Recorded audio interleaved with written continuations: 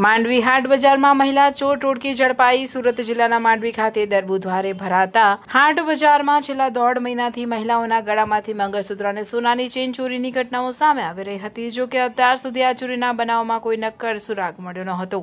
ગત તારીખ 26 ઓગસ્ટ 2026 રક્ષાબંધનના તહેવારને લઈ માંડવી તાલુકાના વિવિધ ગામોમાંથી મોટી સંખ્યામાં લોકો ખરીદી માટે હાટ બજારમાં ઉમટી પડ્યા હતા। બજારમાં ભારે ભીડનો લાભ લેવા ચોર ટોળકી પણ સક્રિય થઈ હતી, પરંતુ માંડવી પોલીસે અગાઉના બનાવોને ધ્યાનમાં રાખીને હાટ બજારમાં સાદા વેશમાં તેમજ કડક નજર રાખીને વોચ ગોઠવી હતી।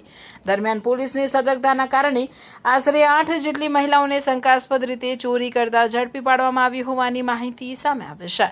પોલીસ દ્વારા ઝડપાયેલી મહિલાઓની કડક પૂછપરછ કરવામાં આવે તો છેલ્લા દોઢ મહિનાથી હાટ બજારમાં બનેલા મંગળસૂત્ર અને ચેન ચોરીના અગાઉના બનાવ માં પણ ભેદ ઉકેલાય તેવી શક્યતા છે। માંડવી પોલીસની સતર્ક કામગીરીથી બજારમાં ચોરી કરતી ટોળકી સામે મોટી કાર્યવાહી થતા વેપારીઓને ખરીદી માટે આવેલા લોકોમાં પણ રાહત જોવા મળી છે। રિપોર્ટર ધર્મેન્દ્રસિંહ ડુમાસિયા, માંડવી।